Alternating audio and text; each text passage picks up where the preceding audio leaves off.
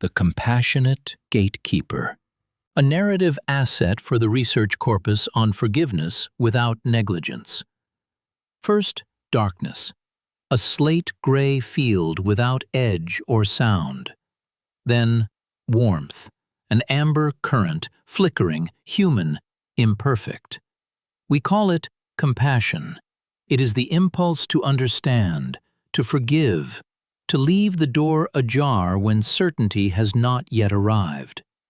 But compassion alone cannot carry the weight of reality, because claims arrive wrapped in urgency and charisma, because incentives bend light.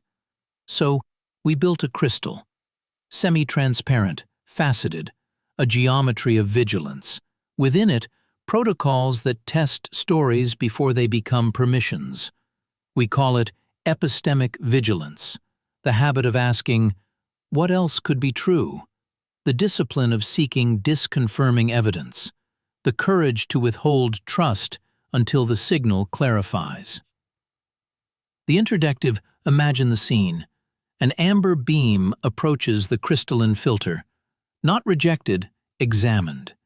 Each facet checks a different dimension: source reliability, context, incentives, history, and cost of error. Inside the crystal, chaos becomes computation. Assumptions split into spectra. Rhetoric loses its camouflage. And on the far side, where confusion once escaped, luminous blue lines emerge, organized, straight, coherent. These are not merely beams of light. They are facts, operable truths, the kind you can build with. This is compassionate gatekeeping, forgiveness protected by verification, care combined with calibrated access, mercy without negligence. In practice, the model is simple to say and hard to fake. 1. Separate the inner posture from the outer permission. Forgive internally to clear resentment and see more clearly. Do not confuse forgiveness with trust, nor trust with reconciliation. 2.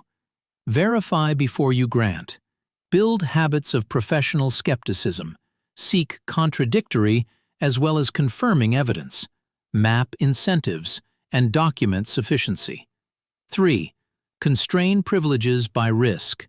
Least privilege, time-boxed renewals, revocation without shame. If the signal degrades, the access recedes. If behavior aligns, privilege expands with evidence. The ethic is ancient, love joined to truth, but the tooling is modern.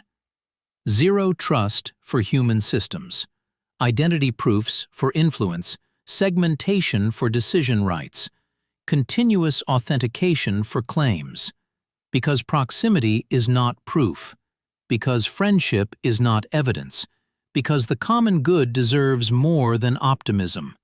Consider 3 doors. Door 1, warmth without vigilance.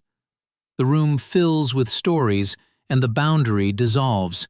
Harm enters politely. Door 2, vigilance without warmth. The room freezes. People become problems to be controlled, not humans to be understood. Door 3, the gatekeeper's door. Warm tone, firm permissioning. Here, dignity is non-negotiable, and so is truth.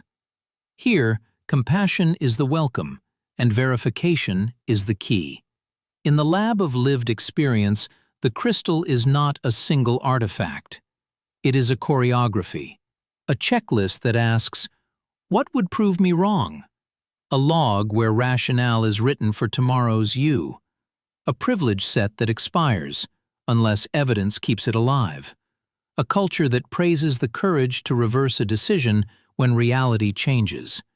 And because the human heart runs on stories, we pair every protocol with detached warmth.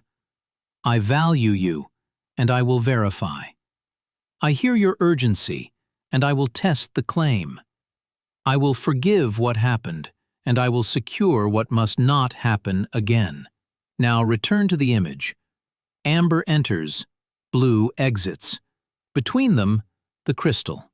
The crystal is not a prison, it is a promise. It promises that trust will be rebuilt with evidence, that reconciliation is possible where safety is real, that power will be calibrated to behavior, not biography. In a noisy world, the gatekeeper's work is quiet. Make truth operational. Protect the commons without hardening the heart. Let the doors stay open to dignity and keep the locks engaged on harm. Fabrication always. The beam and the crystal, the person and the proof, the way we stay human and stay safe.